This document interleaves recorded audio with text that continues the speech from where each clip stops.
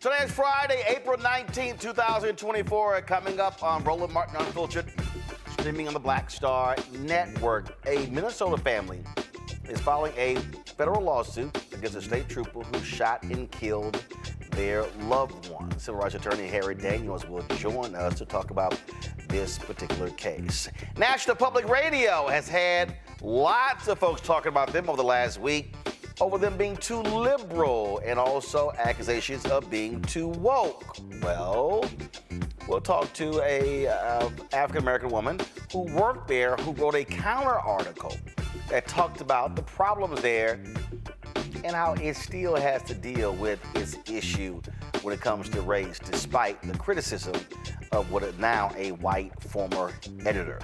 Also, on today's show, a man set himself on fire in front of the courthouse while Donald Trump is on trial in New York City. And speaking of that, Stephen A. Smith made some comments on Sean Hannity's show regarding this case and the others against Donald Trump, and also spoke about this notion that black people are sympathetic to Donald Trump because he's being railroaded by the criminal justice system. I will walk through why all of that is an absolute fallacy. It's time to bring the funk. I'm Roland Martin Unfiltered on the Black Star Network. Let's go. He's got it. Whatever the best, he's on it. Whatever it is, he's got the scoop, the fact, the find. And when it breaks, he's right on time and it's rolling. Best believe he's knowing. Putting it down from sports to news to politics. With entertainment just for kicks, he's rolling. It's on go, roll, y'all. It's Roland Martin, yeah. Rolling with Roland now. He's funk, he's fresh, he's real, the best, you know he's Roland Martin now.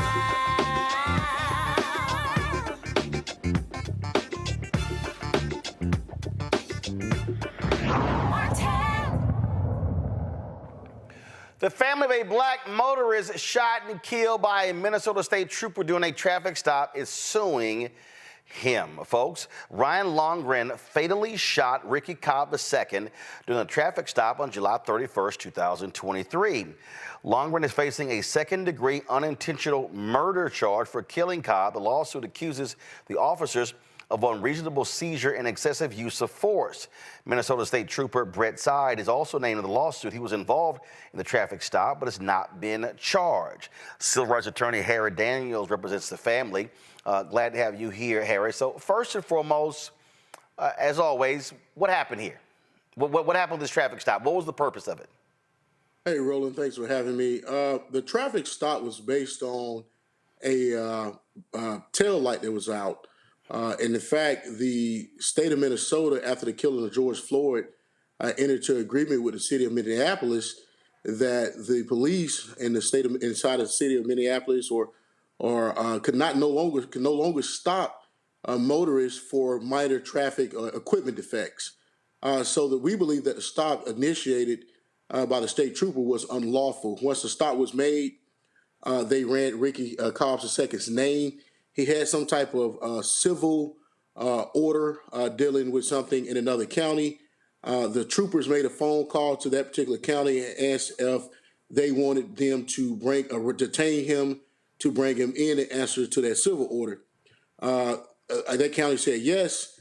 The troopers then came back to Ricky Cobb and asked him to step out of the vehicle. Ricky was asking them why. Do he need to step out of the vehicle? What's going on?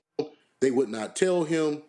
Eventually, one of the troopers who's mentioned in the lawsuit opens the door, go inside the car, started to take off Ricky's seatbelt. At that time, Largarian, the trooper who's actually been charged with murder, he pulled his gun, has his gun out, and at that time, Ricky takes his foot off the brake and Lundgren shoots him twice, and a quarter mile down the road, he crashes and dies. All right, so I'm gonna guys, do this for me. Do me a favor. Go back. I want you to roll the video back to when the officer approached the car. I need audio turned up. Is there audio on here? Okay, fine. I need y'all to turn the audio up. So let's do this here. Go back. I need to hear the conversation. And so let's go.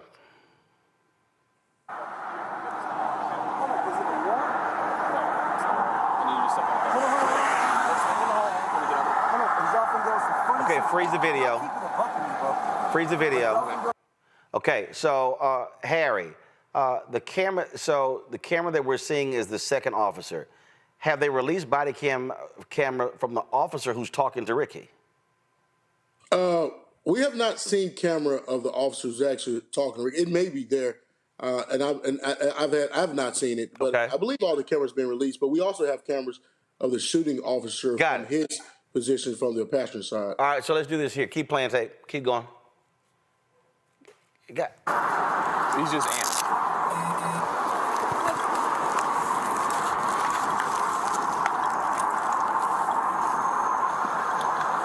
How you doing, my man? Yeah, we need you to step out, though. We have some stuff to talk about, okay? What? We just have some stuff to talk about. So I'm gonna... Every time y'all talk about, we need some stuff to talk about, y'all take me to jail, but for what? Okay. We have some stuff to talk about. It's Ramsey County. We just have to have you step out. Hey, hold on, no. Ramsey County? Yes. Never. Okay, go ahead. Just no, because I call my attorney right now. Hey, this ain't no funny shit. Okay. But if y'all talking about that shit with Terry Young. But you have to step out, okay? Hold on, is it a warrant? No, it's not a warrant. I need you to step out there. Hold on. I'll explain it all out when you get out of the car. Hold on, is y'all finna get on some funny shit? Y'all keep it a buck with me, bro. But if y'all finna get on some funny shit with me, y'all can tell me right now. So I can call my attorney. Can you hand me the keys? Hand you my keys? Hand me the keys to the vehicle. Why? Hand me the key to the vehicle. Why? Just hand me the key. What? Y'all keep it a buck with me, bro. Y'all pull me over my headlights. Okay. Yep. We already passed that. So like I said, you're gonna need to step out of the vehicle. Okay, we passed that, so where we at then? Okay. You need to step out of the vehicle. So where are we at then now? And I'm gonna explain it all when you step out. But when you say step out of the vehicle, you gonna explain it to me. This is not unlawful. And then y'all hey man, you've been super cool. Get out of here. Get out the door now!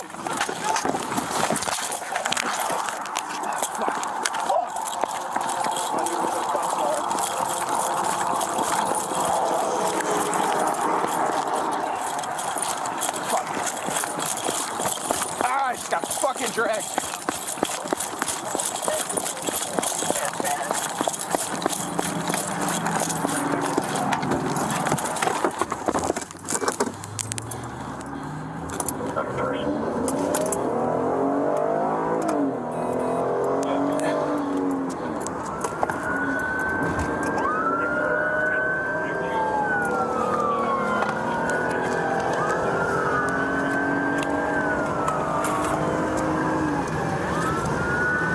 To the car stop. All right, 40 seconds.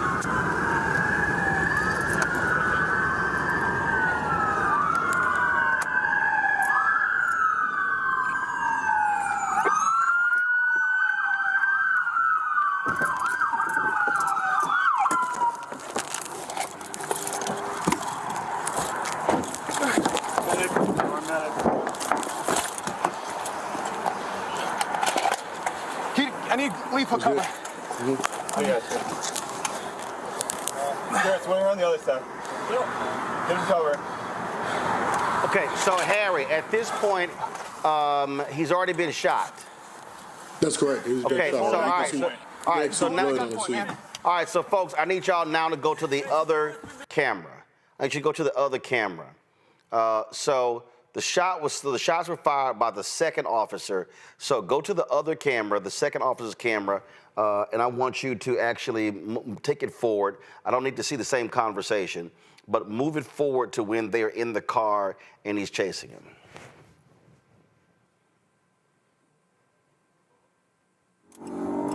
Patrols with Pat to the LTAC 2 for pursuit with shots fired. Westbound 94 from Dowling, David Boyd, Frank 402. Valid protection order.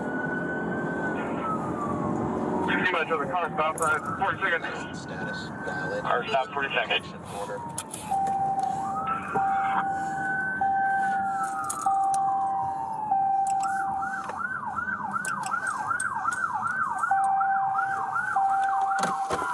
License status valid.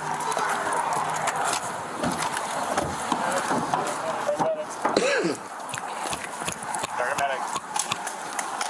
I need police recovery. No. I need. Where's the video of the officer firing the shot at Ricky? Yeah, Control that's room. the video. That's the video you're talking about. Control room. Do you have that? That's what I want to see. All right. Harry, while they're looking, so here's the deal. Okay, obviously he's questioning them. He said, I can call my cops. He doesn't want to get out. He takes off.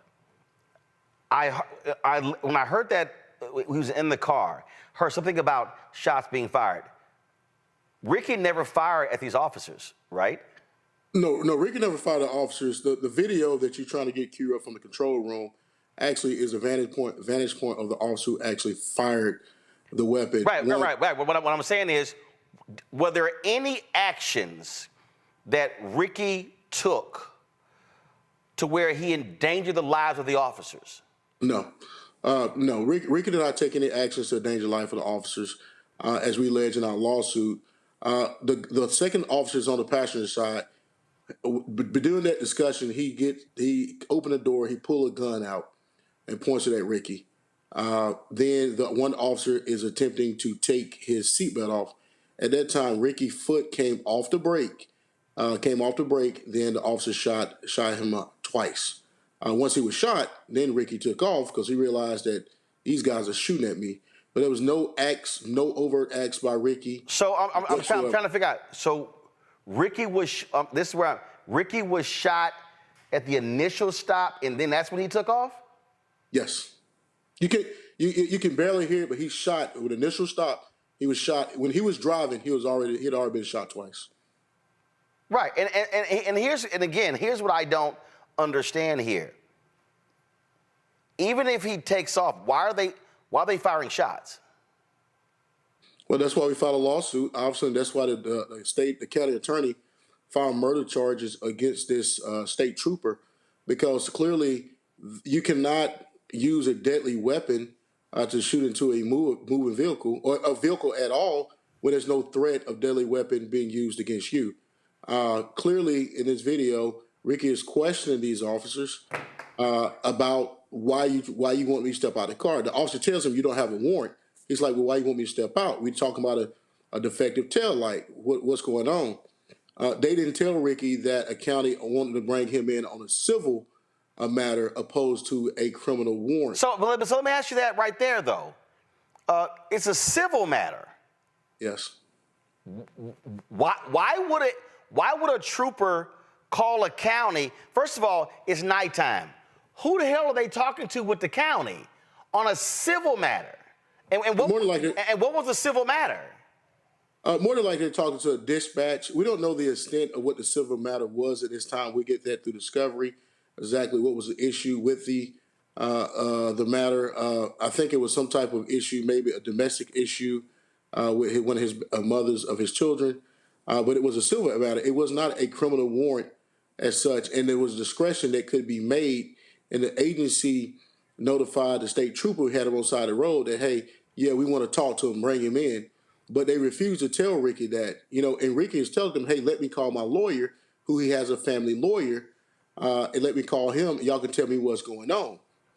In fact, they chose not to do that. You're like, hey, well, it's a lawful order. Now I want you to step out of the car. Once the officer initiated reaching inside the car, that's why he sued as well, reaching inside the car to undo Ricky's seatbelt. And he had opportunity. He could have turned the ignition off or whatever to stop, whatever he could have done, all those things, but he chose to reach over there. And once he reached, then Ricky came off the brake. He didn't hit the gas. He just simply came off the brake because now you got this officer on top of him. And once he did that, the other deputy, that other state trooper shot him twice. And if you can, in that video that you have queued up already, that we've seen already, you can hear the shots. you can actually see the vantage point with the officer who reached in, and you can see that the officer who did the shooting opens the door and tell him to step out the vehicle and points the gun. This was not a case where a gun was warranted. There was no deadly force. There was nothing issue of deadly force. There was no threat of any kind. But he chose to introduce a gun to a situation was not warranted, and he clearly violated.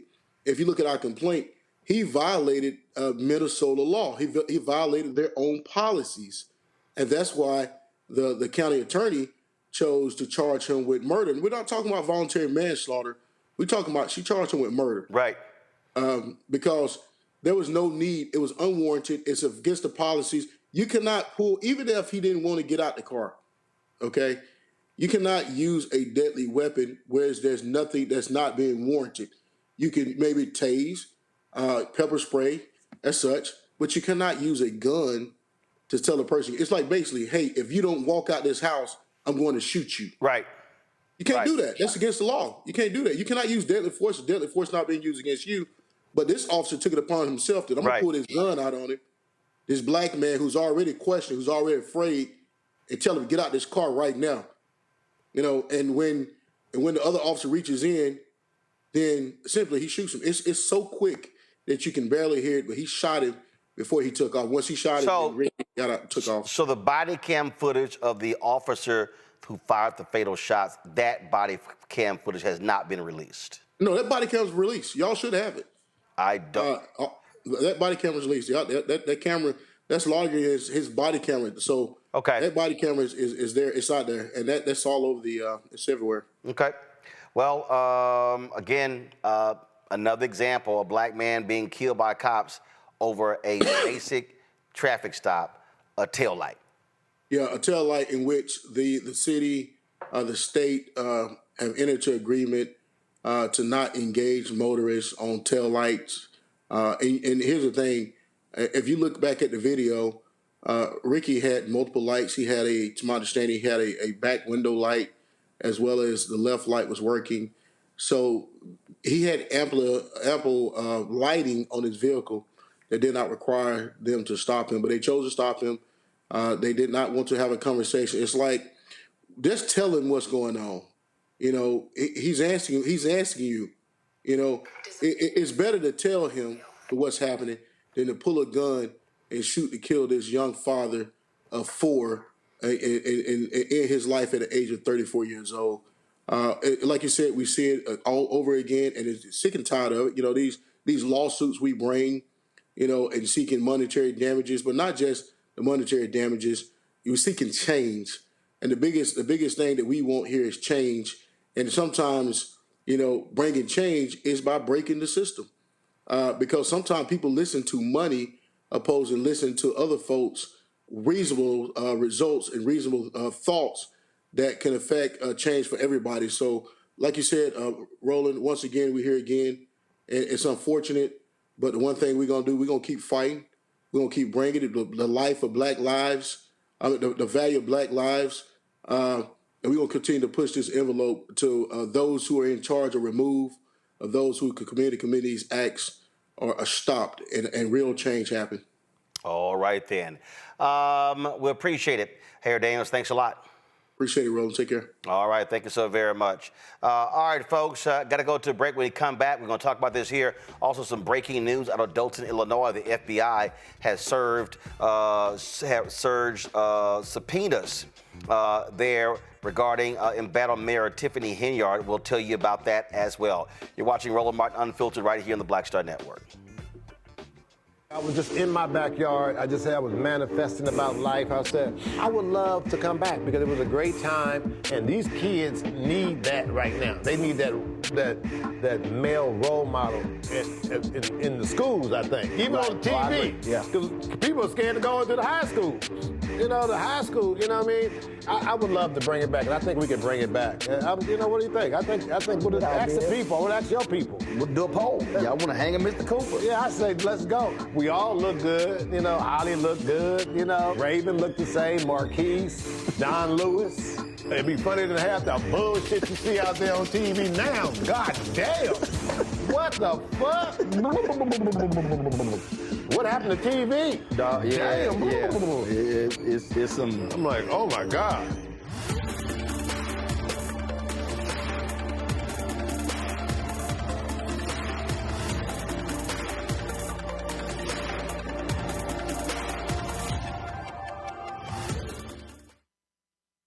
Fanbase is pioneering a new era of social media for the creator economy. This next generation social media app with over 600,000 users is raising $17 million, and now is your chance to invest. For details on how to invest, visit startengine.com/fanbase or scan the QR code. Another way we're giving you the freedom to be you without limits. On the next A Balanced Life with me, Dr. Jackie, how to live the dream without it turning into a royal nightmare. We'll meet an entrepreneurial couple who've been living the dream for nearly 30 years, and they're still going strong, speed bumps and all. I was all one trying to hold back, but he thinks he can do anything.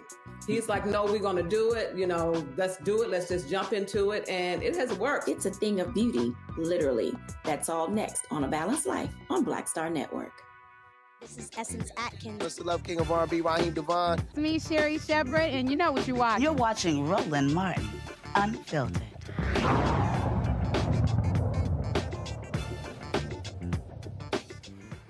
All right, folks, I want to bring in our panel now. Glad to have them here. Michael Imhotep, host of African History Network show out of Detroit. Glad to have him here. Also, Cameron Trimble, CEO, Hip Politics Media, former White House senior advisor out of D.C. Michael, we've seen this way too many times. Again, basic traffic stop, tail light, something hanging from the window. It's always something small that escalates into something larger, and a black person ends up being shot and killed.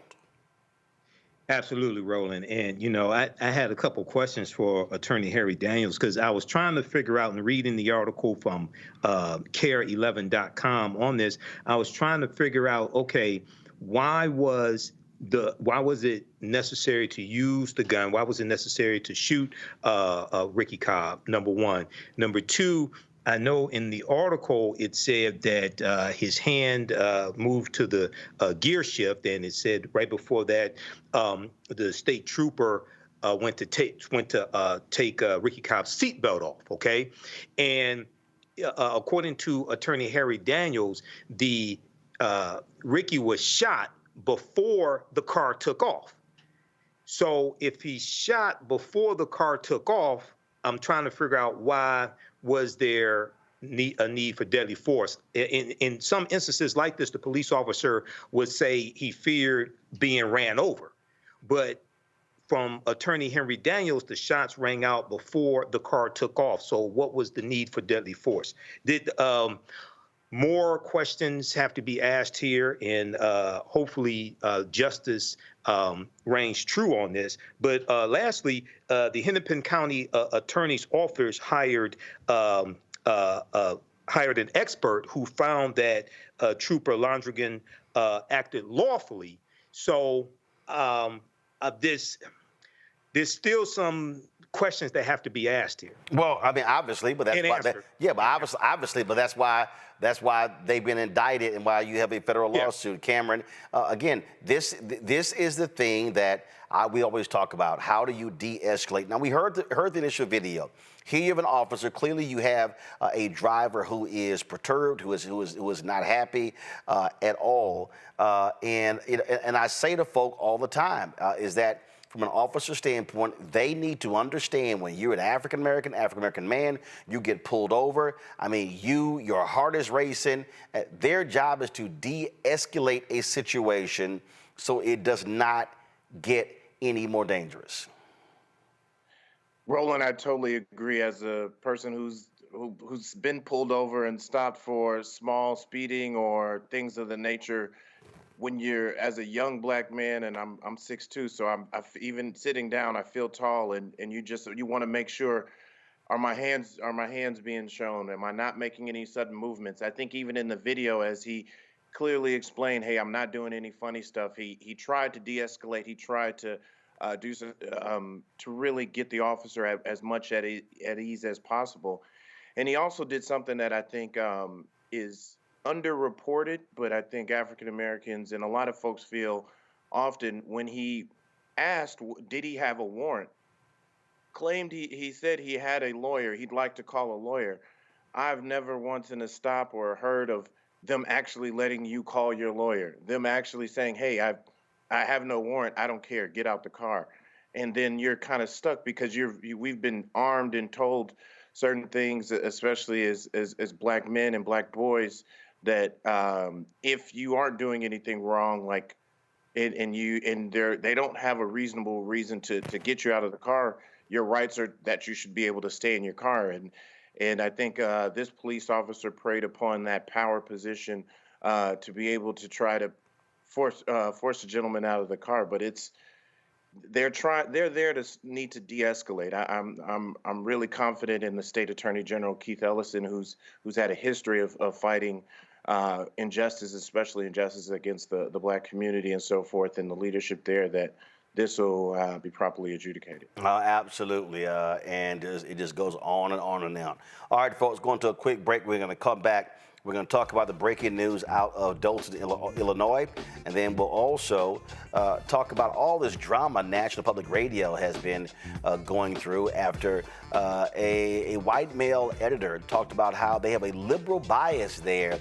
He got ripped by a lot of people saying there were errors in his piece. He eventually was suspended. He then quit. We'll talk to a sister who worked there who said that this notion of wokeness, that ain't their problem. That's next on Roland Martin Unfiltered on the Black Star Network. Next on The Black Table with me, Greg Carr. Dr. Kwasi Kanadu, author, scholar, and healer. He is one of the truly representative thinkers and activists of our generation. I had a dream, a particular night, and when I woke up, several ancestors came to me, and they came to me and said, "We really like what you're doing, but you have to do more." His writing provides a deep and unique dive into African history through the eyes of some of the interesting characters who have lived in it, including some in his own family. The multi-talented, always fascinating Dr. Kwasi Kanadu on the next Black Table here on the Black Star Network. Fanbase is pioneering a new era of social media for the creator economy. This next generation social media app with over 600,000 users is raising $17 million, and now is your chance to invest. For details on how to invest, visit startengine.com/fanbase or scan the QR code. Another way we're giving you the freedom to be you without limits. Hatred on the streets, a horrific scene, a white nationalist rally that descended into deadly violence. White people are losing their damn minds. An angry pro-Trump mob storms the U.S. Capitol. We've seen We're about to see the rise of what I call white minority resistance. We have seen white folks in this country who simply cannot tolerate black folks voting. I think what we're seeing is the inevitable result of violent denial. This is part of American history. Every time that people of color have made progress, whether real or symbolic, there has been what Carol Anderson at Emory University calls white rage as a backlash. This is the rise of the Proud Boys and the Boogaloo Boys. America, there's going to be more of this. Here's all the Proud Boys, Dave. This country is getting increasingly racist in its behaviors and its attitudes because of the fear of white people. The fear that they're taking our jobs, they're taking our resources, they're taking our women. This is white fear.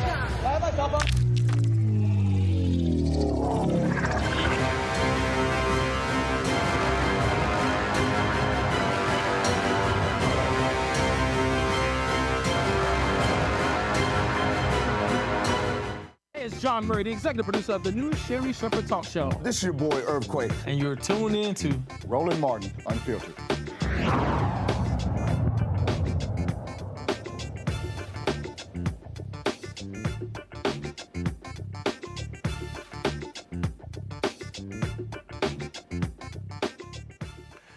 Folks, breaking news out of Illinois. The FBI, they raided the village of Dalton as well as Thornton Township today, dropping subpoenas amid allegations of corruption against Dalton Mayor Tiffany Henyard. This is a story from ABC 7. The FBI said, quote, agents were conducting court-authorized law enforcement activity in that particular area. They obtained personnel records, including those of police officers, as well as business records. Now, of course, the mayor of Dalton has come under a lot of criticism because of her actions. She has been ripped by many of her council members. When she came on the show here, she said, oh, she had done nothing wrong. It was all her critics. Well, now this is escalated. The council also hired former Chicago mayor and former U.S. Attorney Lori Lightfoot to lead an investigation into corruption against Tiffany Henyard. There have been a number of allegations against her. One staffer said that she was sexually assaulted on a city trip to Las Vegas. You have allegations of folks not getting paid in the city. I mean, you name it. Also, people being illegally terminated, and so it's been lots and lots of drama. And again, when Henyard was on this show here, I had sources that were texting me that FBI investigators were literally talking to people as she was sitting on this set, talking about how she did not commit any wrongdoing. So again, the FBI, they have served 4 subpoenas against the city of Dalton, and also keep in mind, one of her longtime lieutenants, he is also being indicted. He's been indicted for tax issues. Keith Douglas Freeman has been charged with he's charged with bankruptcy fraud by making false statements in his bankruptcy petition, concealing assets and sources of income as well. Oh, by the way, that same Keith Freeman, he was the one who launched that foundation in the name of Tiffany Henyard, the one that she said to me she had no dealings with and didn't know who actually did it, but he's actually an employee of hers with the city of Dalton and Thornton Township, where she's the supervisor. Sounds like they're going to be getting to the bottom of what the heck is going on in Dalton, Illinois. All right, folks, we'll keep you abreast of what happens in that case. All right, this week, National Public Radio has been going through a whole lot of drama because one of their longtime editors wrote a piece complaining about the liberal bias at National Public Radio. And in his piece, he made a number of allegations. He talked about folks' voting records and things along those lines, and who identifies as a liberal, and then now the conservatives. We're like, hey, there you go. So Christopher Rufo has been attacking the CEO of NPR. You had employees of NPR, about 50 or so, who signed a letter calling on them to respond to his allegations, many saying that what he wrote was wrong, that there were many errors that he had in the story as well. And so, again, lots and lots of drama with National Public Radio. Well, Alicia Montgomery actually wrote her own piece in Slate talking about her time at National Public Radio. And she counters a lot of his critiques. She is the vice president of audio at Slate and joins us right now. Alicia, glad to have you on the show. So first off, here's the thing, and I swear, I've heard more conservatives complain about liberal bias. Of course, they never say anything about conservative owners, conservative publishers, conservative editorial page leaders, things along those lines. I've worked in newsrooms where I've worked with white men and white women who I know were Republicans and conservatives, so they never say any of that. But what you really laid out is, I mean, this really is a part, I believe, is a part of this latest continuation of attack, wokeness, which really is anti-black.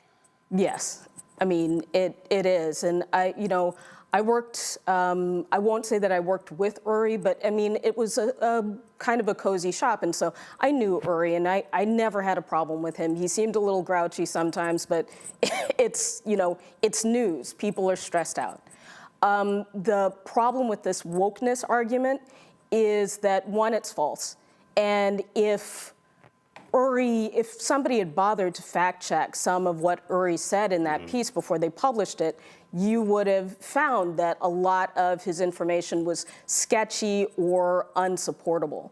The problem is that once you label an organization woke, even if it's incorrect, an organization like NPR, that puts a lot of pressure on the organization to prove that it's not woke. Right.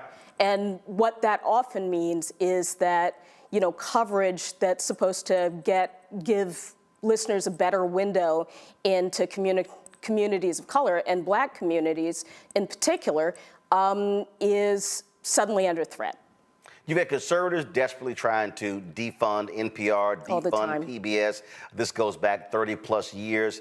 Again, they say, oh, it's too liberal, even though it's white folks, Black folks, Latinos, Asians all around the country who are conservative and liberal who watch PBS. And so it's really a small minority of folks who keep making this an issue. The thing for me here, and what this really is, and I wrote about this in my book, White Fear, how the browning of America is making white folks lose their minds. And that is, there's a constant now narrative. And you have these white men who are frankly pissed off that they no longer rule the world.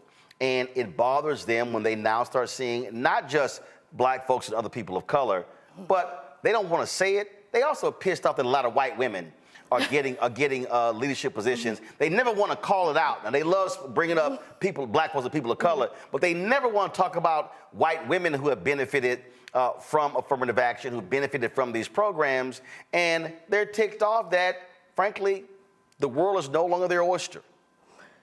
Yes, that's true. NPR is a little bit more complicated than that because there are plenty of really strong, really scary, and I mean that in the best way as a journalist, because some great journalists can be kind of intimidating people, women in leadership in that organization, and there always have been.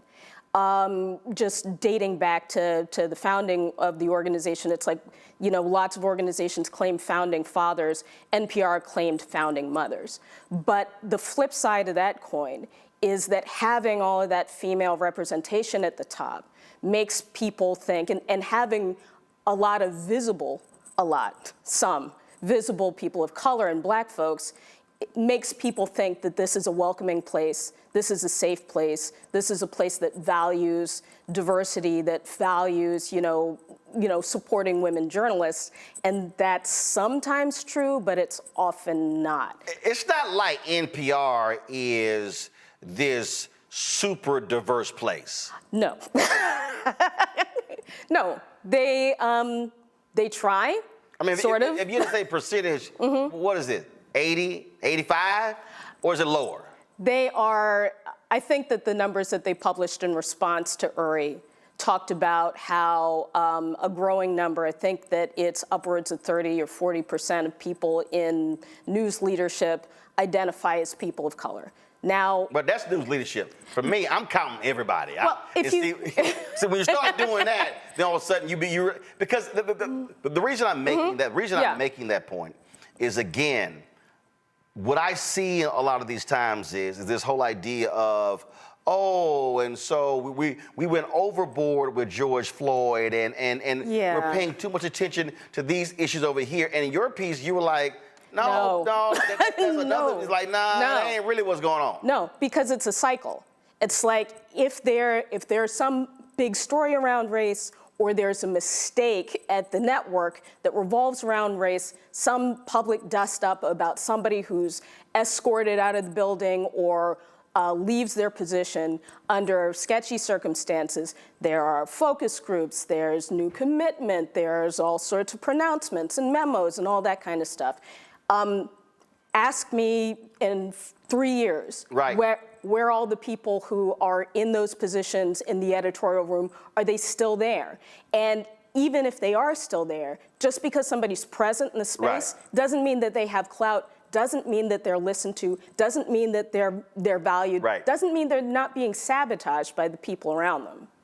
See, what I've always said is, and I warn people this after the death of George Floyd, I said, you got to understand history. And if you go into history, if you go back to the Reconstruction period, what people will realize is white folks were active, for a few years. During that period, after the Civil War, radical Republicans were like, let's go, let's go. Damn the folks who want to block us, let's keep going. 4, 5, 6 years. And all of a sudden, white people are like, you know what? We done enough. Okay, yeah, that's enough. Look, Frank, we tired talking about these people. We done enough. So the last 4 to 6 years of Reconstruction were a bit different. And then all of a sudden, you go to the Great Compromise of 1877, which ushers in 92 years of Jim Crow. And if you look at I keep saying, every period of black success is followed by white backlash. And same thing, George Floyd. I said, y'all, we better make sure this thing lasts longer than 3, 4 years. Yeah. He was murdered May 2020. This is 2024. By 3 years, it was like all of a sudden, all right, we're fine. DEI folk, we're changing this stuff. Okay, we're good. We did enough. We're moving on. And that's where a problem comes in, because what these media institutions and others don't want to confront is, no, we're talking about what is deeply embedded. You can't change these systems in 1, 2, 3 years.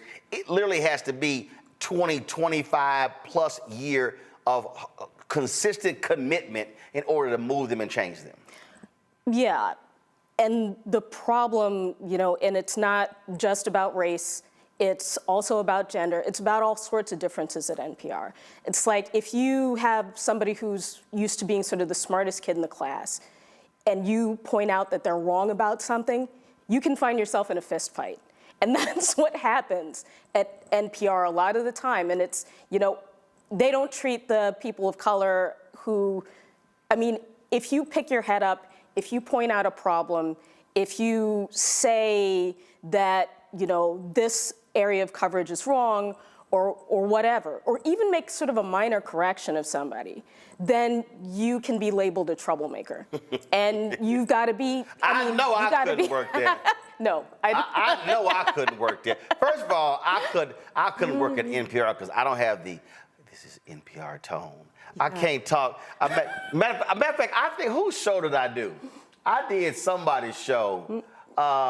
And I said, that was way too much damn energy for NPR.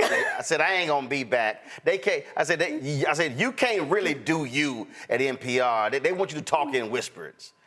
You know what? If you get in the building, because I had worked in an office right before I went to NPR, and it was mostly black folks, and I was like, hey, you greet people that way in the morning, and if you go in the building, you start to talk like this, because people will have meetings talking like this, and you can't hear people sometimes. Maybe that's changed in the 4 years since I've been there, but yeah. So, what I found here is that, first of all, he breaks the rules by going outside, knowing full well you're going to get suspended. Then he gets pissed off, fine, gets suspended. And so now, okay, I quit. And I'm sure Barry Wise or one of them are going to hire him, and we're going to see more stuff written about it. But the thing is, has he addressed, though, the errors? Where folks said, dude, this was wrong that you reported. Well, he doesn't work at NPR anymore, so he doesn't have to correct his errors. But it's just one of those situations, because this is one of the things that really pisses me off, is that if there are so many people who suffered harassment, who suffered folk trying to, make passes at them for their jobs, that suffered racism or other kinds of bias, who had folks in public radio leadership try to ruin their careers because they pissed off the wrong person. And none of those folks are out there running to the gram, putting stuff up on Facebook Live, talking about how the organization did them wrong.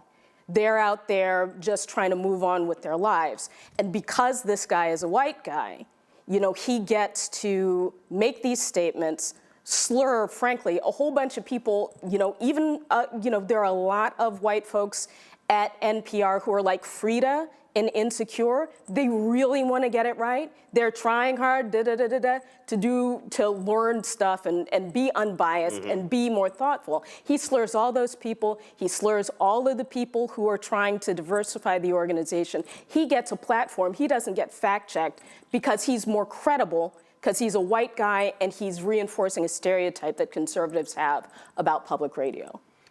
And we talk about, again, NPR.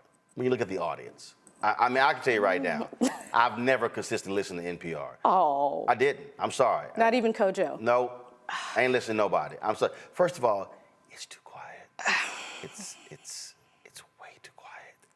And it's just, okay, I can't drive and go to sleep. Okay? It is. I'm sorry, I can't. I've tried, and I'm like, yo, can y'all speak up?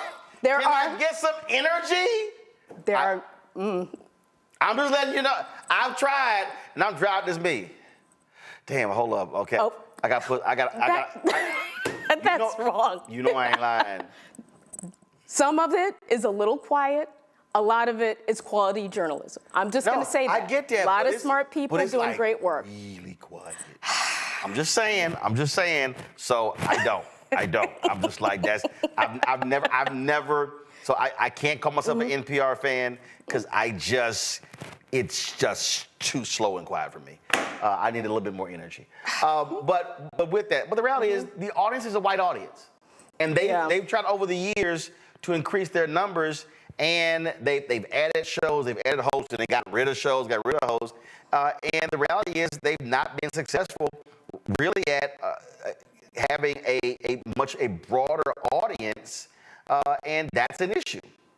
Yes, it is an issue, because if you're just thinking that people who haven't found anything on your network to listen to for 50 years are just going to happen to be hanging out, on your network when, Michelle Martin of Tell Me More, who's my mentor and a dear friend of mine, or any of the other sort of bright journalists of color, or, some of the really great other journalists, white journalists there, folks aren't just going to be happening by a network where they haven't heard anything that speaks to them for 30 or 40 years. Right. And so it's like the folks who are making the quality journalism, the organization isn't built to find the audience to support it.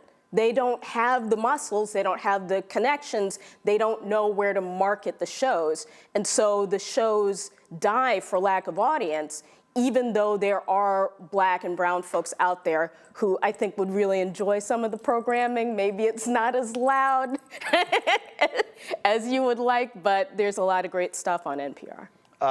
Question, Cameron Trimble, what's your question for Alicia? Alicia, I did have one quick question. I've been in the building there too, and with the quietness there, but. Guys, I need audio in here. No, it's not on. All right, Cameron, hold on 1 second. Let me do this. I'm going to do a quick break. I'm going to come back with your question because I need to get audio in here so Alicia can hear. We'll be right back on Roland Martin Unfiltered on the Black Star Network. Fanbase is pioneering a new era of social media for the creator economy.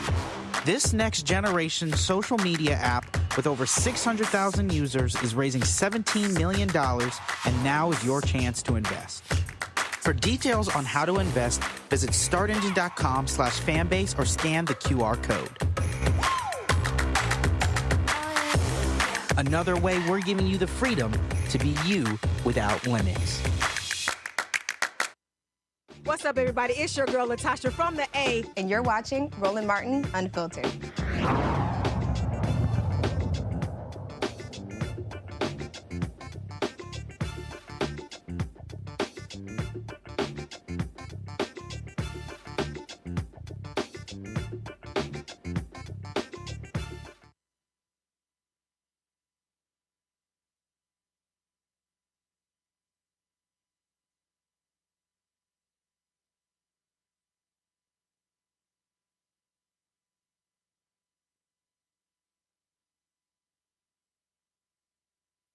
Welcome back to Roland Martin Unfiltered on the Black Star Network. We're talking about all of the contentious drama NPR has had to deal with for the last week. Cameron Trimble, your question for Alicia Montgomery.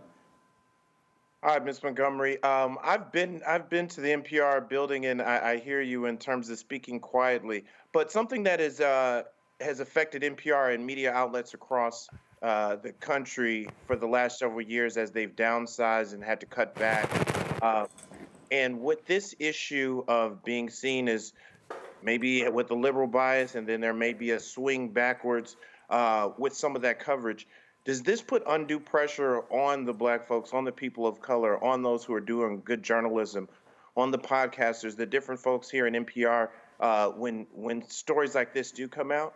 Now their integrity has been questioned, and that may lead to a self-fulfilling cycle of losing even more viewers, which loses more sponsorship and more money, and maybe have to downsize even more. Yes, that's exactly what happens. When you have one of these accusations and there's any kind of credibility behind it, or even if there's not, the organization, for some good reasons but not great outcomes, goes into a defensive crouch. And they're going out of their way to prove that this rumor isn't true. And that empowers the people inside the leadership who are hostile or skeptical to the idea that we need to, I was there for 20 years, it's not we anymore. But that NPR, it empowers the skeptics who never really were bought in to the idea of diversifying the coverage or the listenership in the first place. Michael. All right, Alicia, thanks for sharing this information with us today. My question is a little broader. When we deal with mislabeling media organizations as woke, when we deal with this attack on DEI, things like this, these are all buzzwords that are used by conservatives, by Fox News, things of this nature.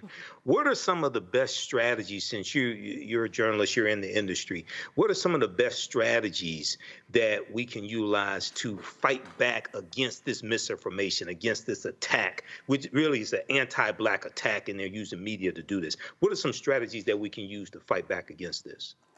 I think for a lot of years, there's been this idea that the way to handle organizational change and these kinds of problems is to be quiet about it, is to go and have the meeting and do the presentation and not ruffle any feathers and try to bring people along. And I did that for 20 years at NPR. I love the place.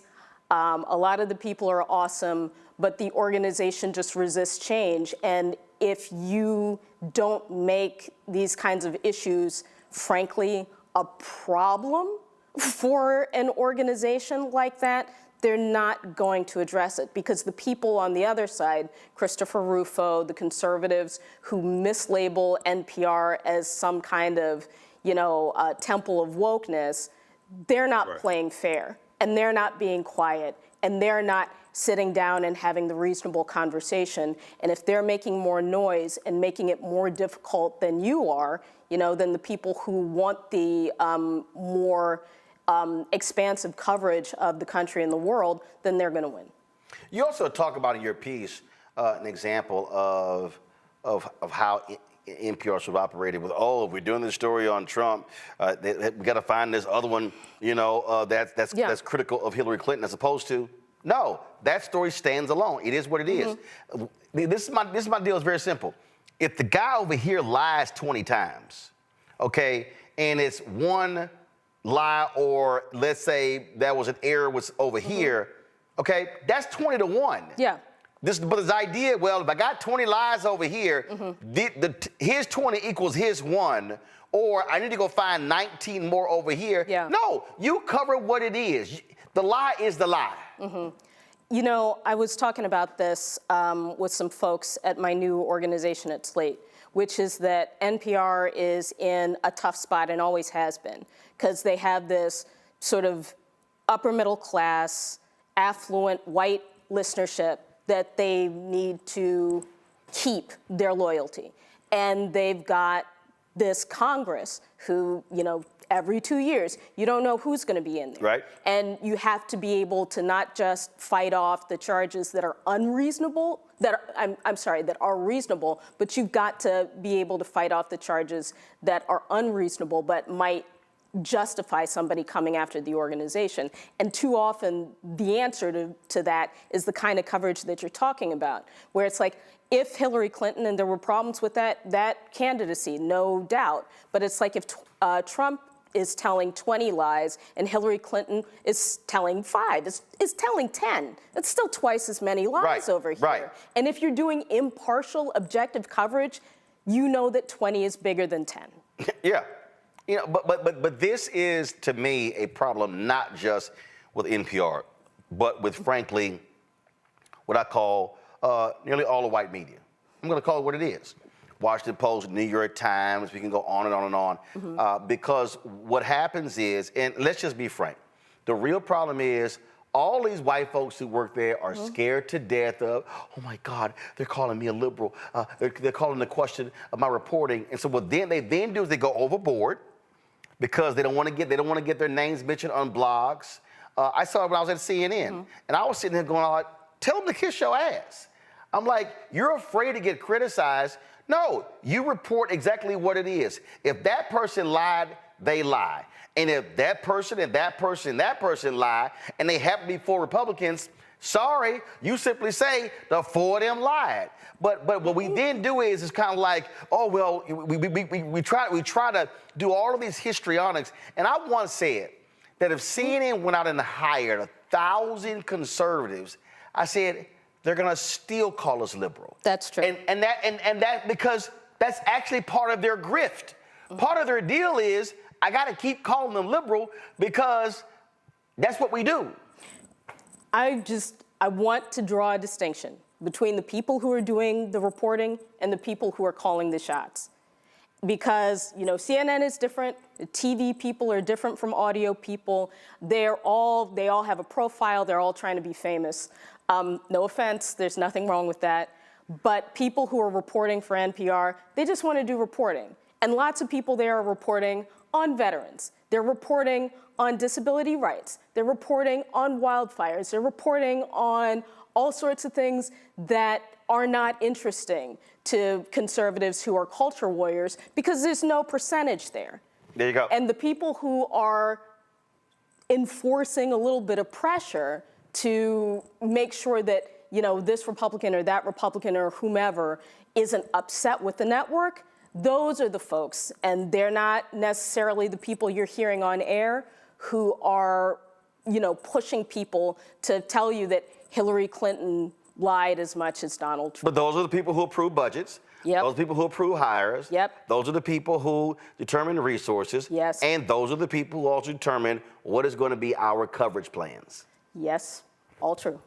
And so, and that's just the reality. Again, I really believe that what has to happen is you have to have a group of people who have the willingness to tell somebody, you can kiss my ass. If you want to, because again, they're going to sit here and they're going to say it anyway. And you got to be willing to say, oh, really? Is that what it is? Okay, show me. Prove it. Because what happens is they're going to do it regardless. If you bend over backwards and forwards and left to the side and right to the side, they're going to still say, yeah, you're still liberal. Yeah, but that is, I mean, here's the thing, is that NPR for decades had audio journalism on lock. And if you got pushed out of NPR and you were an audio journalist, you need to start, you know, filing your application at Starbucks. You didn't have any place to go. And now there's podcasting, but it's still not the same kind of opportunity as NPR. So it's like if you tell your bosses to, you know, kiss my ass, I'm not doing this. Because, and this is the thing that really gets me about Uri's report, if you want to call it that, is that the people who are going to get dinged for that, the people who are going to be empowered, the people who are going to be, you know, those people are going to be able to use that. The people who would undermine the reporters anyway, they're going to use that to pressure reporters of color and journalists of color. They're going to use it to pressure people who are their allies, and there are a lot of them at NPR, into being quiet, not just about racism and bias, but about everything. And the way that woke reputation works behind the scenes is it makes it easier to pressure Black talent, talent of color into taking worse assignments, into taking smaller salaries. Because if you leave a place like NPR that everybody thinks is so woke, it's like, oh, you must be a difficult Black woman. You must be a dangerous Black man. You're so ungrateful, blah, blah, blah, blah, blah, blah, blah. Because if you can't make it at a place that's as woke as NPR and so blah, blah, blah, blah, blah, then you must be a real troublemaker. Well, what I lay out in my book, White Fear, is that this idea of when you're Black and you're facing BS in newsrooms, that ain't coming just from conservatives. No, it's not. I keep saying that's coming from white liberals, white independents. I said white conservatives because the operative word is white. I mean, and too long, folks don't want to actually confront that. Some of the biggest examples of the crap I've had to deal with were from so-called white liberals. And so when you Black, you like, hell, we catch incoming left and right. So it doesn't matter, who the hell is coming from. And what people have to understand, and again, I go back to how I started this here. Guys like Yuri have to now accept the reality. This ain't the world that used to always run. The fact of the matter is, white men don't get to control everything now. You now have to compete. You now have to deal with people who are going to give their impression, their opinion, and speak up in newsrooms, and they can ignore you. And they're going to have to also deal with this reality of what coverage actually looks like because, frankly, in order for you to grow and exist, you better have a diversified audience. Otherwise, you're DOA. Yeah. Yeah, and that's happening with a lot of legacy media. Yeah, absolutely. And they're having a hard time because they cannot let go of what they've always been. All right, Alicia, we appreciate it. Thanks a lot. Thank you so much. Folks, we come back. Stephen A. Smith went on Sean Hannity's show last night and talked about Trump's trials and spoke about this notion of some Black folks who support Trump and identify with Trump because he's being persecuted like many of us have been in the criminal justice system. I've got some thoughts, and they're next.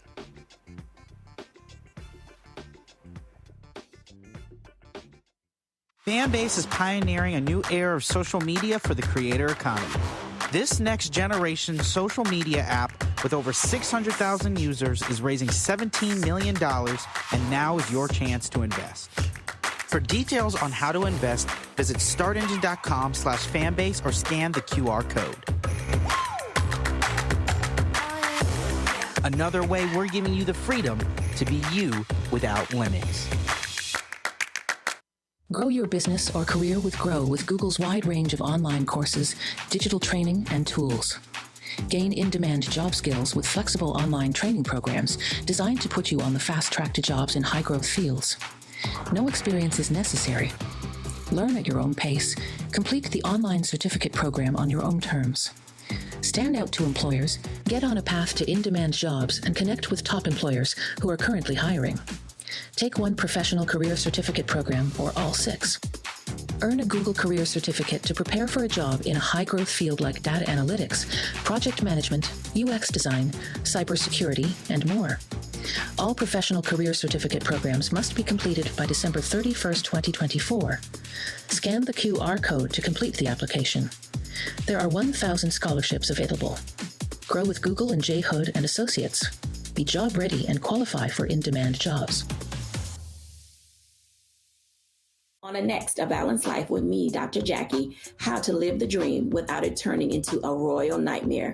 We'll meet an entrepreneurial couple who've been living the dream for nearly 30 years, and they're still going strong, speed bumps and all. I was all one trying to hold back, but he thinks he can do anything. He's like, no, we're going to do it. Let's do it. Let's just jump into it. And it has worked. It's a thing of beauty, literally. That's all next on A Balanced Life on Black Star Network. Hello, I'm Jamia Pugh. I am from Coatesville, Pennsylvania, just an hour right outside of Philadelphia. My name is Jasmine Pugh. I'm also from Coatesville, Pennsylvania. You are watching Roland Martin Unfiltered. Stay right here. All All right, folks. So today, here I am. I'm moving, and I'm moving to a new house and unpacking and packing, and lots of it's happening. So I'm looking at social media, and all of a sudden, I see people acting a fool, losing their mind, talking about some comments Stephen A. Smith made on Sean Hannity's show, and I see this 30 or 40-second clip that was posted, and anytime I hear some comments, what I like to do is I always like to say, what actually precipitated the comment? What set the comment up? What was the question?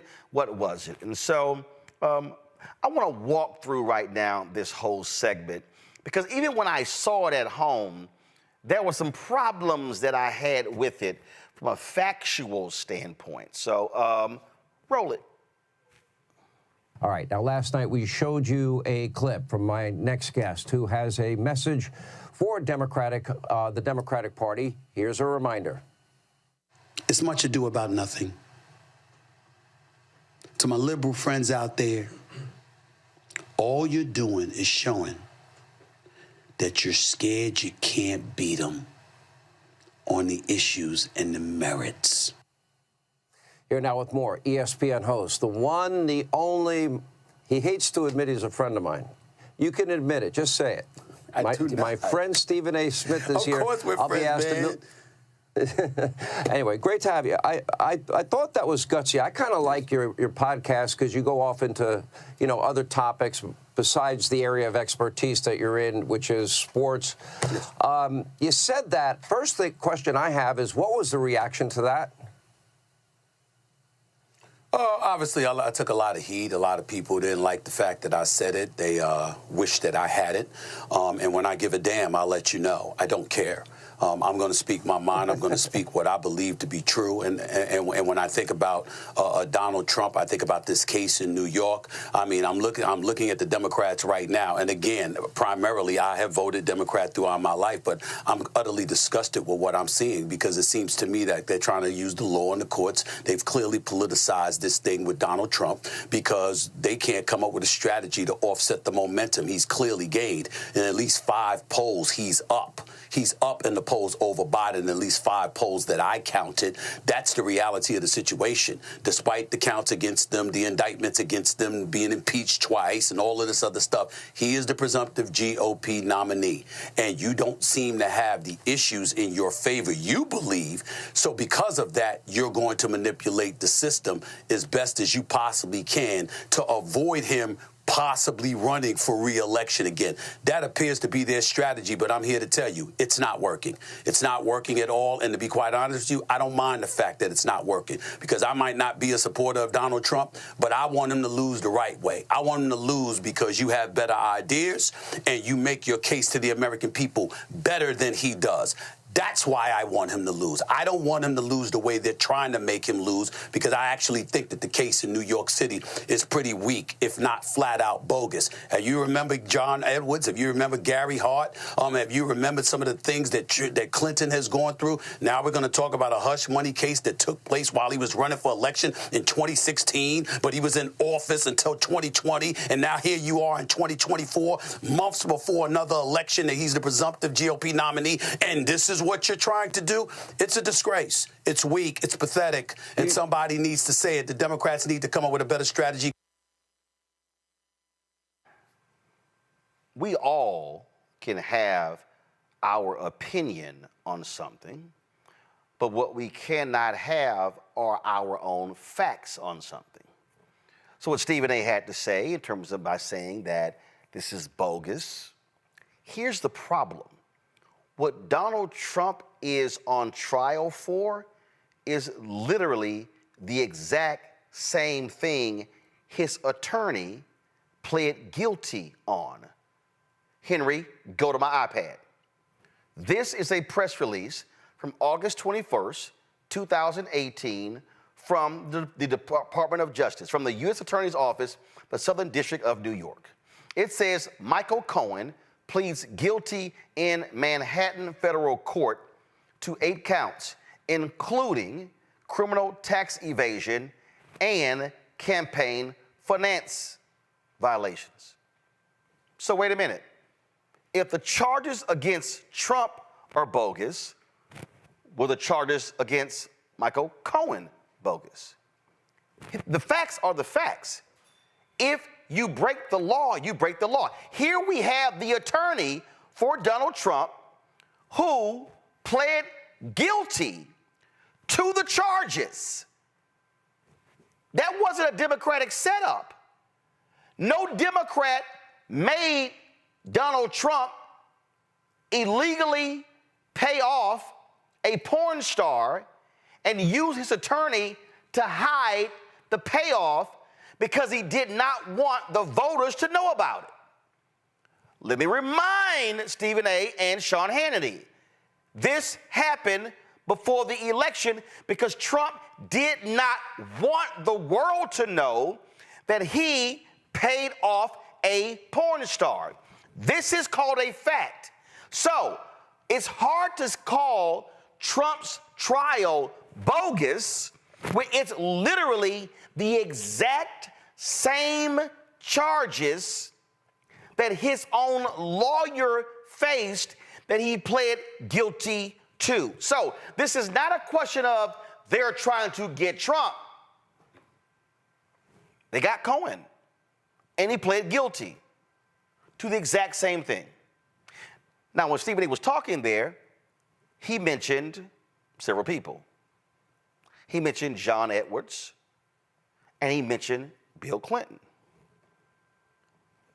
Interesting. Henry, go to my iPad. On June 3rd, 2011, this is a press release from the Department of Justice. Former Senate and presidential candidate John Edwards charged for alleged role in scheme to violate federal campaign finance laws. Now, this was, of course, after the fact. Now remember, he was the VP nominee for John Kerry. He was charged in 2011. He, of course, was a former United States Senator. Was this Republicans going after a Democrat, John Edwards, in order to keep a Democrat out of the White House? Hold up. My bad. The date here says Friday, June 3rd, 2011. Oh, a Democrat was in the White House. Oh, I'm sorry. was Obama president? Obama was elected 2009. Am I right? So this is 6-count indictment against former Senator John Edwards for violating federal election laws during his campaign for president of the United States. Quote, public servants are held to the same laws. This is the key. Public servants are held to the same laws as everyone else in this country. The position sought does not exempt anyone, even those running for president of the United States. See, here's the problem here. When I saw the segment, and then when I hear these conservatives, what they're suggesting is going after Donald Trump is just so wrong. But if you don't do wrong shit, they don't go after you. Has anyone bothered to remember that there's a reason why he is the first former president to ever be indicted after serving? Because he did wrong shit. Now, Stephen A. also mentioned, well, he did these things before he won, and they waited all this time. That's because there is a document in the Department of Justice, which, by the way, was written under the Richard Nixon Department of Justice, because it was written so he could not get indicted while president, that says you can't go after a president while they're in office. That's actually a DOJ letter. That's actually not a ruling from a judge. That's not a ruling from the Supreme Court. That's not a law from Congress. That is a memo written under the Nixon Department of Justice. These folks are facts. That's the case. Now, the actions of Trump took place before. Guess what? Can't go after him while he's president. You pursue the charges afterwards because he no longer has immunity from prosecution. So that's actually why you waited. And then when we talk about these cases against Donald Trump, when we look at these 4 indictments, okay, you got the hush money, you got that one. And then, of course, you have the federal indictments on classified documents in Florida. Why is that important? That's important because, let's remember, the Library of Congress kept asking Trump, the archives, can you turn the documents in? Can you turn them in? He wouldn't turn them in. Can you please turn the documents in? You wouldn't turn them in. Can you turn the documents in? He wouldn't turn them in. Can you turn the documents in? He wouldn't turn them in. The lawyers were negotiating with his lawyers for a very long time. He told his lawyers what he didn't have. Then, of course, he said, oh, no, I didn't move documents, but he did. He wasn't the only person who was charged. What did he? So, Stephen A., Sean Hannity, why is that a case? Because he broke the law. There's a sign above the Supreme Court says equal justice under law. This man has never been held to account. So how is he somehow being persecuted? All he had to do was turn the documents in. End of conversation. No FBI showing up at Mar-a-Lago, no lawyers, no indictments, no drama, no trial. No, he said, my documents. I can keep my documents. But he was wrong. They were classified documents. He did not declassify them while president. You can't declassify when you no longer have the power. So to even suggest that this case is political persecution, no, he broke the law. I just did a segment where a black man was pulled over for a broken taillight, and when the cops pulled him over, he had a civil issue, a civil warrant. They called, they said, yes, bring him in, and they tried to bring him in.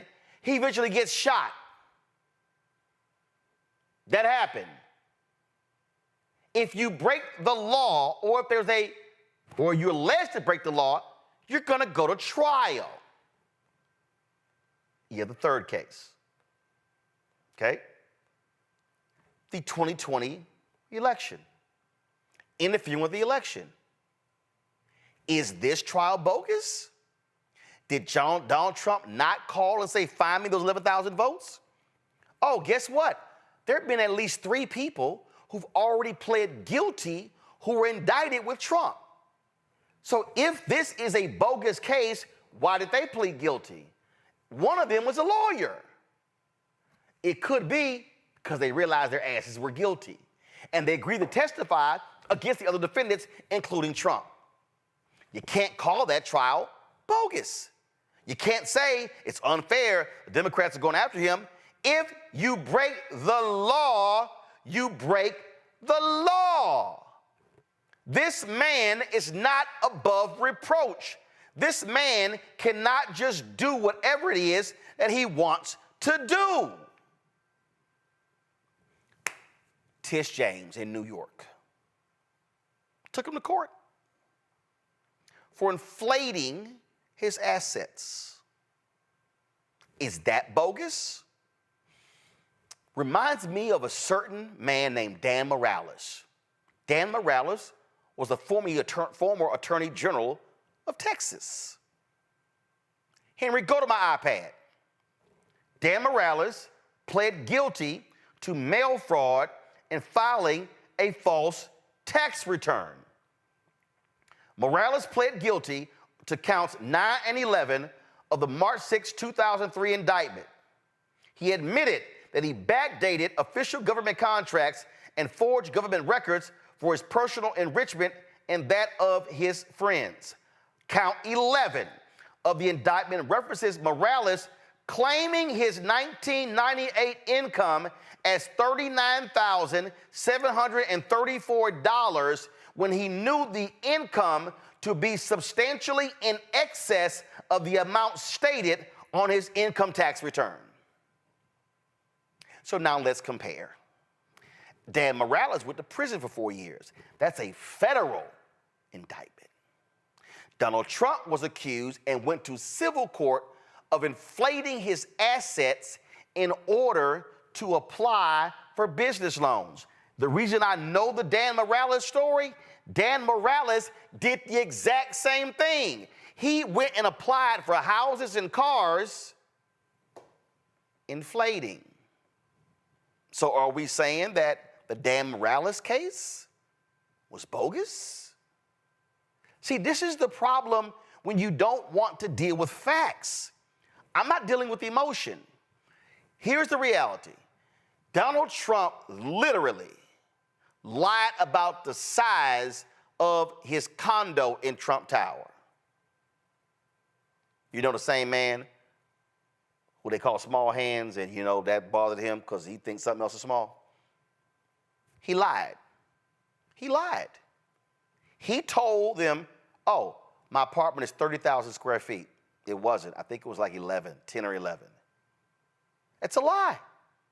He literally lied to obtain loans. You can't do that.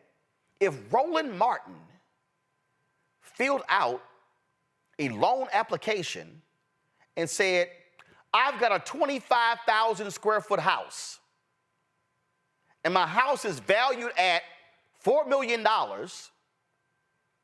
and I got a 6,000 square foot house, and it's valued at $1 million, I lied. I can be prosecuted. So if I can be prosecuted, why can't Trump be prosecuted? Prosecuted and persecuted are two different things. Press play. Because this ain't working. Let me ask you this. We look at polls. Polls are always broken down demographically, and you see this major erosion in the Democratic base for Biden. African Americans, Hispanic Americans, young people, suburban women, for example. I mean, numbers that we've never seen before. In terms of a Democrat. If he doesn't get his base back, which I would argue he's been trying to do, starting with the State of the Union and his jacked up address, he's got no shot. And if Donald Trump could hold on to 5, 10, 15% of the numbers that he has now, he will win the next election. Why is that happening? That's my question. Right there. Now see, right there would have been great for Stephen A. to say, Sean, allow me to correct you, because what Sean is doing is he is speaking about these polls, namely the New York Times and CNN poll that has been showing that, oh, Donald Trump is going to get he's getting 23% of black support. Okay? Really? That's what you've been seeing, right? Well, guess what? Do you know what Fox News hasn't done? And unfortunately, what most mainstream media hasn't done, but we've done? We actually talked to the two black pollsters who did polls that specifically surveyed black people. Terrence Woodbury did a poll for Higher Heights of America and the National Coalition on Black Civic Participation in Black Women's Roundtable. He did a poll. They specifically polled black people. Their poll is completely different from the New York Times CNN poll. Now, let me help y'all out with some basic math. If the New York Times CNN poll polled 800 people, that means they polled a very small number of black people. So of their poll, a small number of black people said, I'm backing Trump. So when the stories were done, oh my God, Trump is getting 23% of the black vote. They were hyperventilating on Fox News, on MSNBC, and CNN, and all about, oh my God, oh my God. They were like, oh my God, every single day, every single day. But then Terrence Woodbury's poll comes out, where 800 black people were polled. None of them covered it. Told a different story. Cornell Belcher, he did a poll for Black Pac, told a different story. Who did he poll? All black people. So, if you're going to cite a poll on television, or in Sean Hannity's case, he tells Stephen A, 5 polls, that's where Stephen A should have said, let me help you out, Sean. This poll here of specifically black voters told a whole different story. That completely changes that narrative. But it's not just that. If you don't want to go with that poll, if you don't want to go with that one, well, guess what? The folks at Pew recently did a poll. And the folks at Pew recently showed that Trump ain't getting more than 10% of black voters. Oops. Say what? Did you just say that? In fact, check this out. I was sitting here looking at a tweet today, and you're going to love this here. This came out, and it shows, and the tweet was, at this stage of the race, the black and Hispanic support for Biden at this stage is on par with previous years. Do you see that orange line? That's the 2020 election. The green line is 2016. So at this point, so you see right there where the purple line is, at this point right here, at about 15, 18 weeks, the numbers are on par with previous elections. This right here is net black support. Then you have net Hispanic support. So what you now are seeing Biden's poll numbers increase with black and Hispanic voters. Guess what you also are seeing while that is happening? You're now seeing Biden closing the gap in the various battleground states with Trump. Y'all, it's April. So to think that April is going to look like November is crazy. This is why research, studying, examining the issues absolutely matter. Press play. Well, first of all, the streets don't seem safe, and people want safety. We can sit up there and lament, quote unquote, law and order, which is what Donald Trump used to verbalize. But the fact is, the American people like law and order. We want our streets safe. We want to make sure that you've committed a crime, you get to go to jail. You don't sit up there and get arrested and you're out the same day. You don't want to assault people and you're out the same day. That's number one. Obviously, number two, the economy, which is usually number one, because people don't understand this when it comes, especially the black folks. Okay, let me tell you something right now, Sean. When you talk about the economy, to black folks, that means money. To everybody, it means money, but especially to us, okay, who are no longer the dominant minority in this country. Those are the Latinos. When we talk about the economy, we're not talking about, the state of affairs economically or even, the job participation rate. We're talking about the money that you keep in your pocket. When you go to the gas station and it's exorbitant prices, when you go to the supermarket and milk and bread and cheese and all of this other stuff is exorbitantly high compared to what it once was, that is a red flag to a lot of folks because the... Right there. So we want to compare an economy pre-COVID to post-COVID. Sure, we can do that. While doing that, though, we might want to talk about that the black unemployment rate hit a lower point under Biden than it did under Trump. We might want to talk about that more black businesses have been created under Biden than Trump. We might want to talk about the fact that you have corporations that continue to jack up prices even though the supply chain has been significantly diminished. We might want to talk about those different things. But here's the deal. Even with all of that, the fact of the matter is, when you look at these numbers, and this right here was the Newsweek story that just dropped last week, Donald Trump's hopes of black support stung by a new poll. A new poll has suggested Donald Trump would not garner significant support from black voters in November election. This is the Pew Research poll. It says 83% of black voters favor the Democratic Party, a 3% decline from 1994 when 86% aligned in this way. 12% support the Republican Party. This marks a 1% decline from 94 when 13% supported the party.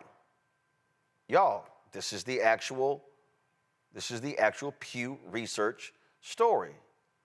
So, here's my whole point. If we're going to talk about black voters and what they are saying, we can't speak anecdotally. We actually got to use data. And the data totally disagrees with the assessment. Press play.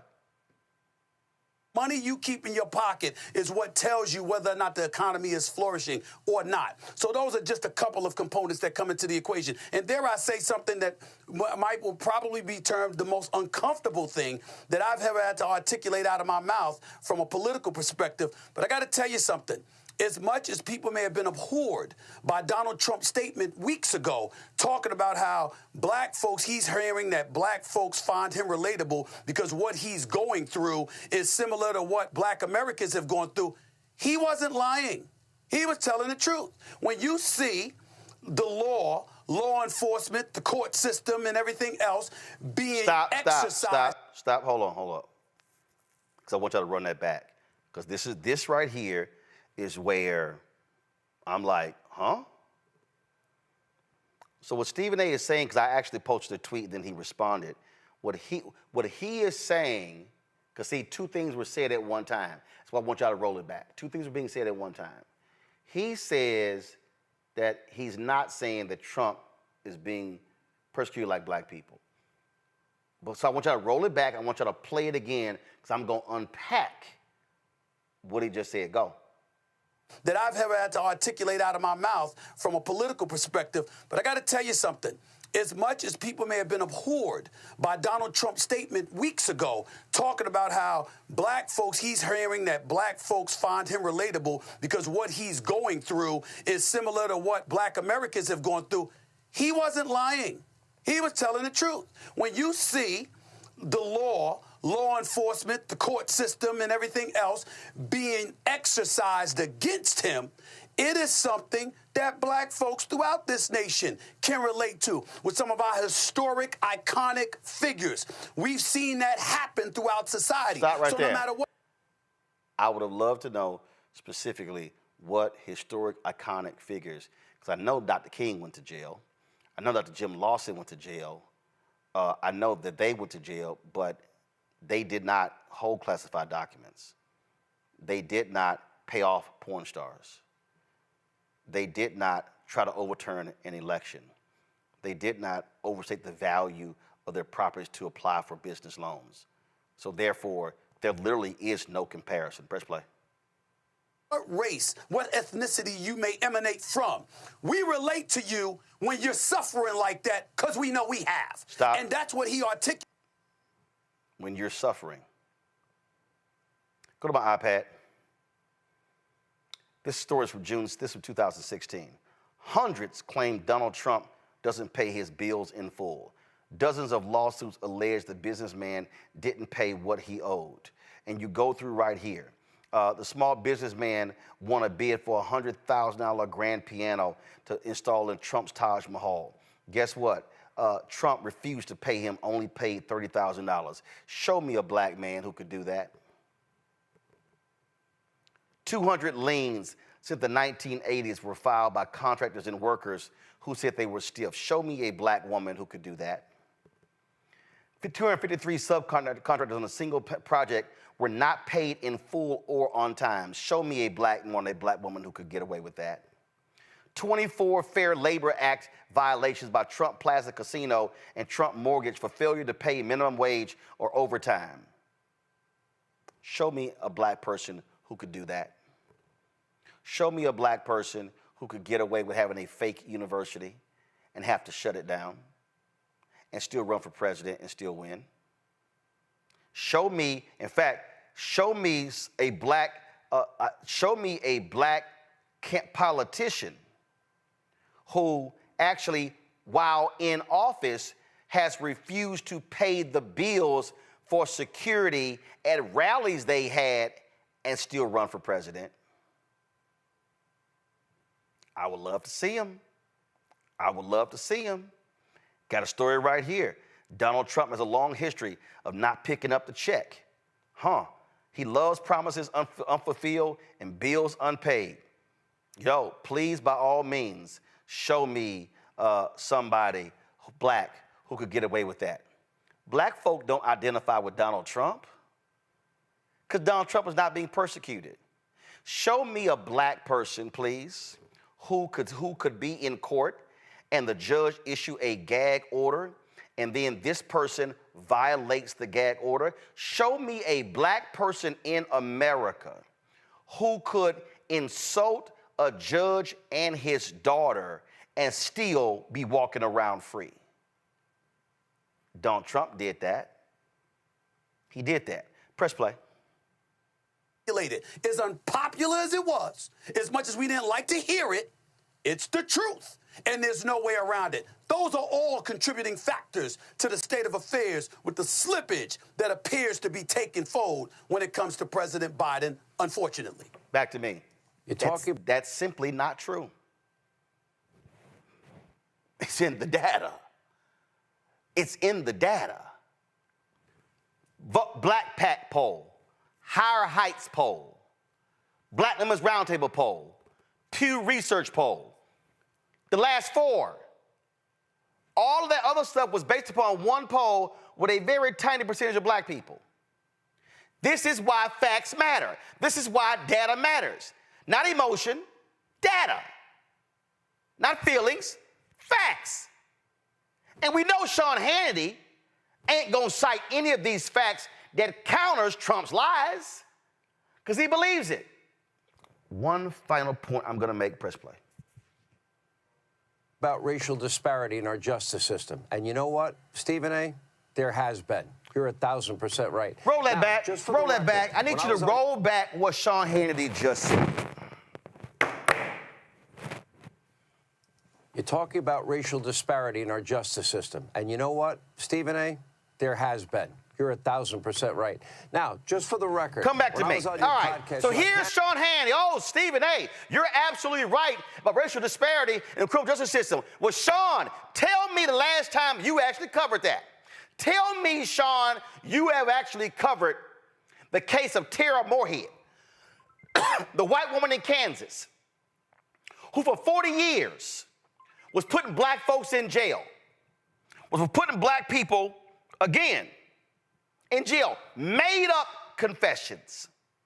She now has surrendered her law license. She's going to get disbarred. Show me how many times you, Sean Hannity, have covered these cases of black men being shot by cops. Show me, Sean Hannity, how many times on your show you have fought for black men who were incarcerated in prison and wrongfully convicted, and some of them still not being paid. Show me, Sean Hannity, where you and Fox News covered the black man in St. Louis who, as an undercover cop, was beaten by other cops, and earlier this week was awarded $27.5 million. Don't you sit your punk ass up there and go, oh yeah, Stephen A., you're right. There is bias in the criminal justice system when your sorry ass never talks about it and never covers it. In fact, you denigrate black people on a regular basis on the network. But no, you only said that because Stephen A. was supporting your position that the trials against Trump are him being persecuted when he's actually being prosecuted. But what I'm not going to do is let Sean Hannity even remotely get away with that when you have never seen them cover these cases. We do this every single day, and I can guarantee you're never going to see Sean Hannity on a consistent basis speaking against the criminal justice system. Because, matter of fact, play it again for the folk who didn't hear it. Just run it back one more time. You're talking about racial disparity in our justice system. And you know what, Stephen A.? There has been. You're 1,000% right. Now, just for the record. Here we go. I was on all your right, podcast, Sean. like, well, then you tell me, Sean, how many times have you covered black folks being beaten by jailers and by wardens in prisons? You tell me how many times have you covered these sorry, stank, nasty, decrepit prisons in Mississippi and Alabama and in Texas? You tell me how many times have you covered these cases? You tell me, have you covered the case we did earlier of the brother who was shot and killed in Minneapolis and the family filed a federal lawsuit? Tell me, have you covered the case of the brother who was shot in Alabama we covered the other day? Tell me, Sean Hannity, how many times did you do stories on the goon squad who beat 2 black men, sexually assaulted them in Mississippi, and those 6 cops have been convicted on state and federal charges? Don't you dare sit there and pimp black people with that throwaway comment when you know damn well you do not, nor have you ever, Sean Hannity, stood with black people fighting racism, fighting what's happening in the criminal justice system. And Stephen A., you should have corrected him. You should have challenged him. Y'all, if I was on Stephen A.'s show, and I've been on many times, and Stephen A.'s supporter of this show, and I can call him and text him, but his facts were wrong. The data was wrong. And we have an obligation, I don't care whose show we do, whether it's ours or somebody else's, to present truth, to present facts. And the reality is, black folks ain't caping for Donald Trump or feeling for Donald Trump, thinking he's been persecuted. Donald Trump is a rich white man who has never, ever, ever been held accountable for his actions. That man started his career on racism. They used to mark C at the top of applications, and that's why the Department of Housing and Urban Development sued them for racial discrimination. That is a fact. Donald Trump was running around talking about illegal immigrants. And who do you think was working in his estates in New Jersey and in Florida? See, I'm going to call it what it is. And we're going to speak factually about this. Let me be absolutely clear. Above the Supreme Court, equal justice under law. But we know, because we can see it our own black eyes, that Donald Trump don't identify with any black person whatsoever. Because I dare anybody to put Donald Trump on a stage with that brother out of North Carolina who was in prison for almost 30 years. Put him on stage with black men who on death row, who never did it. Please, by all means, I can't wait to see Sean Hannity invite Stephen A. Smith back, and invite Michael Harris, because he has a long thread on Twitter about it. But talk about Tara Moorhead in Kansas City. Oh, I can't wait to see a full week of coverage on Sean Hannity's show about discrimination and racism in the criminal justice system. It's one thing I will not do is hold my damn breath. Because if I do, I ain't going to be here on Monday. I'm going to go to a break, and I know Cameron and Michael got some thoughts. You're watching Roland Martin Unfiltered on the Black Star Network. Fanbase is pioneering a new era of social media for the creator economy. This next generation social media app with over 600,000 users is raising $17 million, and now is your chance to invest. For details on how to invest, visit startengine.com/fanbase or scan the QR code. Another way we're giving you the freedom to be you without limits. Hatred on the streets, a horrific scene, a white nationalist rally that descended into deadly violence. White people are losing their damn minds. An angry pro-Trump mob storms the U.S. Capitol. We're about to see the rise of what I call white minority resistance. We have seen white folks in this country who simply cannot tolerate black folks voting. I think what we're seeing is the inevitable result of violent denial. This is part of American history. Every time that people of color have made progress, whether real or symbolic, there has been what Carol Anderson at Emory University calls white rage as a backlash. This is the rise of the Proud Boys and the Boogaloo Boys. America, there's going to be more of this. Here's all the Proud Boys, guys. This country is getting increasingly racist in its behaviors and its attitudes because of the fear of white people. The fear that they're taking our jobs, they're taking our resources, they're taking our women. This is white fear.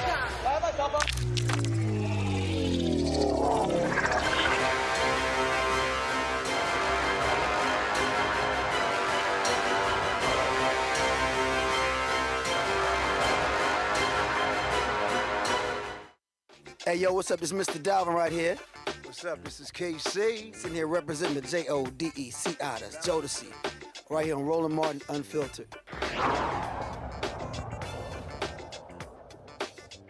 All right, folks, welcome back to Roland Martin Unfiltered. Let me be real, I'm very clear, Michael. We all can disagree. We all can, and the fact of the matter is, you can say Trump being persecuted, I can say he's being prosecuted, but the fact of the matter is, the things that Donald Trump, especially the case, let's just deal with the case that he's on right now. It's hard to say it's a junk case when his own lawyer has already pled guilty to it. It's not like he's been targeted and Michael Cohen wasn't. He is. Right. Well, not only that, when Michael Cohen was in prison, when Trump was in office and Attorney General William Barr was, when William Barr was Attorney General, Michael Cohen was persecuted also by the Trump Department of Justice as well. But Michael Cohen... Oh, no, hold on, no. I don't want you to speed past that. Okay. Let's say that again. Donald Trump's attorney was prosecuted by Donald Trump's Department of Justice for the exact same charges that Donald Trump is on trial for in New York City by Manhattan DA Alvin Bragg. Alvin Bragg, yeah. But then also while he was in prison, he was also persecuted by Donald Trump's Department of Justice as well, okay? So Michael Cohen spilled the beans in the House of Representatives hearing where he talked about Donald Trump inflating the value of properties when it came time to get loans and devaluing the value of those properties, deflating the value of those properties when it came time to pay taxes. But so I watched part of that segment that Stephen A. Smith did on Sean Hannity's show on white nationalist TV known as Fox News. First of all, I noticed in that whole segment, Stephen A. Smith didn't talk about Donald Trump trying to overthrow the government January 6, 2021, sending domestic terrorists to the U.S. Capitol to interrupt a constitutionally mandated bicameral session. Here's the deal, though. That wasn't the topic. The topic was about him believing that Trump is being persecuted with these sham trials and his Democrats getting back at Trump. See, here's my whole point. I want to stay on facts. I just want to stay right there. See, it's like I want to stay in the pocket. Yeah, but there's a special counsel. But Jack Smith is prosecuting Donald Trump now. Right. That's part of the case with Jack Smith. Okay. And wait. And this is based upon. Let's be real clear. This is based upon law, based upon facts, based upon allegations. So again, if you did not lead the insurrection, if you did not make the statements you made, and if you didn't, Roll up, because Stephen A. mentioned impeachment. If you did not do any of those things, you wouldn't have gotten impeached. And if we want to, and again, guess what? If we want to pull it up, Mitch McConnell said on the floor of the Senate, I hold Donald Trump responsible for his actions on January 6th. That's also why he's going on trial. So to call it persecution when it's based upon shit you did, no, you did it. I can't sit. If I sat here and went outside on 16th and K, matter of fact, if I walked 2 blocks and walked to the White House and punched a Secret Service man in his face, they're gonna arrest my black ass, charge my black ass, indict my black ass, and convict my black ass. And what would I sound like saying? I'm being persecuted, and Donald Trump, do you identify with me? I'm being persecuted like you. He gonna sit there and say, hell no, lock his black ass up. Yeah, well, yeah. So one of the points I want to make here is Donald Trump was trying to invalidate the votes of 16.9 million black people, the same people who Stephen A. Smith is trying to say identify with Donald Trump because he's being persecuted. Donald Trump in Georgia, Donald Trump put the lives of Shay Moss and Ruby Freeman in danger because of lies he was telling. Right. When we look at those black women had to leave their house. Those black women had to leave. And they have won a judgment against Rudy Giuliani, who still lies on them. Again, $145 million. You can't say somebody's being persecuted when they on tape doing it. He on tape. Yeah. He was tried and convicted by a judge for defaming E. Jean Carroll. You know what his ass did? Went out, defamed her again. You know what she did? Went back to court, won another judgment. You can't say he's being persecuted when he did it. But you look at the New York City civil trial, $454 million judgment for overinflating the value of properties and committing fraud against banks. No black person in America could get away with something like that and not go to prison. So these black people that Stephen A. Smith is talking about, that identify with Trump, where are they? Candace Owens, Candace Owens. And guess what? Even on that, Cameron, there's no data. I actually asked Cornell Belcher, posed with Brilliant Strategies.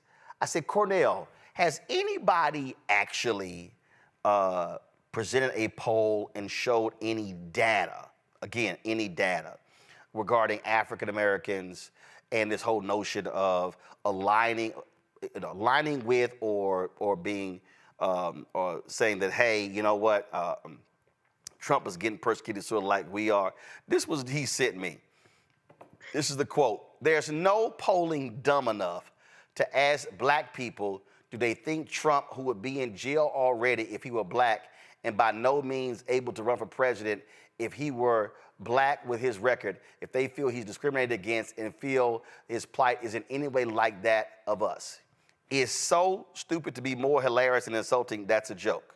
Now, Stephen A. says, that's not what I said. I think what happened is 2 thoughts were running together at one time, Cameron. But the fact of the matter is here. Trump people have said that. Trump said it. Mm-hmm. And remember, Cameron, when he got charged in Fulton County, on Fox News, other places, they were saying, oh, yeah, well, you know, black people are identifying with Trump because he got a mugshot. And we're going to get, they literally were like, we're going to get black votes because black people say that's unfair and Donald Trump got a mugshot. First of all, black people also know that we don't get to just show up when we want to show up and turn ourselves in and not do a perp walk.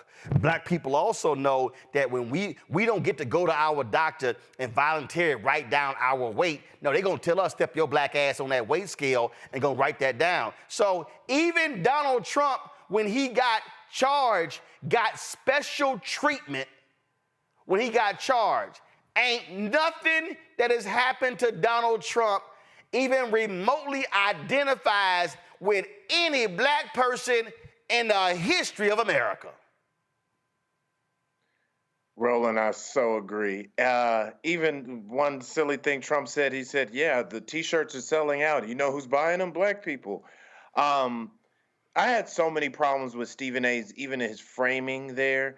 I'm so glad in the last segment you walked down the actual data and the facts, because dealing in this space for the last 15 years, I've been on both sides of this. We'll take a poll and make it say what we want to say, or we'll take the headline we want out of it, but it may not actually be accurate, or it may not actually tell the entire story.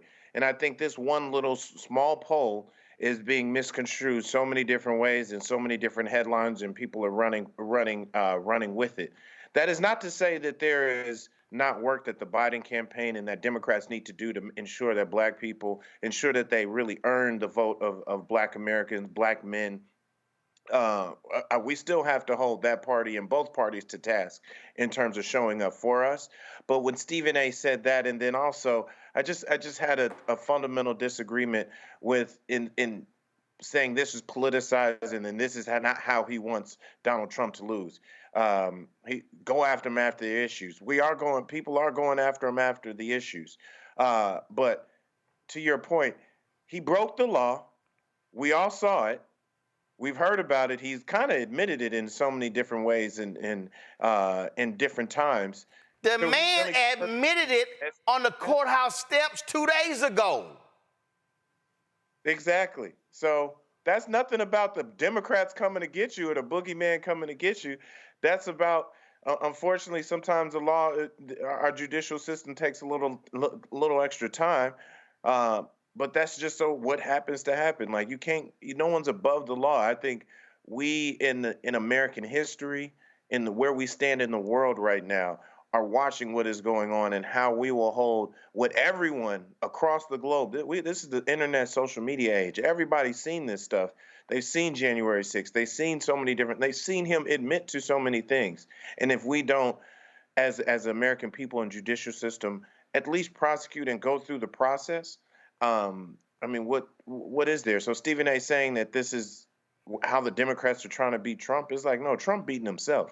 And here's the whole deal. And this is very simple.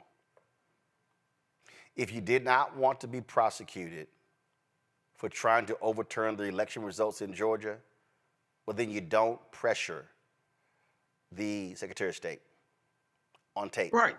You don't. Raffensperger. You don't have folk who work with you try to impound voting machines. That happened. You don't attack black poll workers and lie about them, and you continue to lie about them. You did that. Now, a jury will determine whether you are guilty, but you are charged. In America, you're innocent until proven guilty. He is being afforded what the system says. You go through the system. There are trials. You go through all of that. But this notion that Democrats are targeting Donald Trump because they want to beat him in 2024, when in one of the charges, he actually suppressed a payment in 2016 because he wanted to win in 2016. Let me say that again for everybody who's missing. Donald Trump feared that if the world found out that he had paid off a porn star, he would have lost in 2016. Right. He won. So his actions in 2016 actually helped him to win. You can't now blame Democrats for his actions in 2016 for saying, oh, we're going after him now because we want to win, when you've already convicted his attorney 6 years previously for the exact same thing. And like Michael said, his attorney, Trump's attorney, was prosecuted / persecuted by Trump's Department of Justice. So, Sean Hannity and Stephen A., if this New York trial is bogus and Trump is being persecuted, what you're saying is that Trump's Department of Justice prosecuted a bogus case against Michael Cohen, and Michael Cohen was persecuted. Can anybody show me any evidence of Donald Trump saying in 2018 that my former attorney, Michael Cohen, is being persecuted by my Department of Justice because what he did for me was much ado about nothing? If Bill Barr, as the Attorney General, if his DOJ felt that it was beyond much ado about nothing, then how can we say what's happening with Trump is much ado about nothing, Stephen A? It's the same charge. Michael, Cameron, I appreciate y'all being on today's show. Good conversation. We will, I will see you guys on Monday, of course. Quite interesting, quite interesting. Folks, first of all, it's gonna be great. I'm still moving, but also Sunday, I'll be celebrating my 23rd wedding anniversary, Reverend Dr. Jackie Hood Martin. So looking forward to that. I will see y'all on Monday. I will be in the house. I'm sure there'll be a lot more for us to unpack. As always, we want y'all to support us in what we do. Join our Bring the Funk fan club. Our goal is to get 20,000 of our fans contributing on average $50 each, $4.19 a month, 13 cents a day. Please send your check and money order to P.O. Box 57196, Washington, D.C., 20037-0196. Cash App, $RM Unfiltered. PayPal, R Martin Unfiltered. Venmo is RM Unfiltered. Zelle, Roland at RolandSMartin.com, Roland at RolandMartinUnfiltered.com. Download the Black Star Network app. Apple phone, Android phone, Apple TV, Android TV, Roku, Amazon Fire TV, Xbox One, Samsung Smart TV. And of course, be sure to get a copy of my book, White Fear, How the Browning of America is Making White Folks Lose Their Minds. Folks, I'll see y'all on Monday. Holla!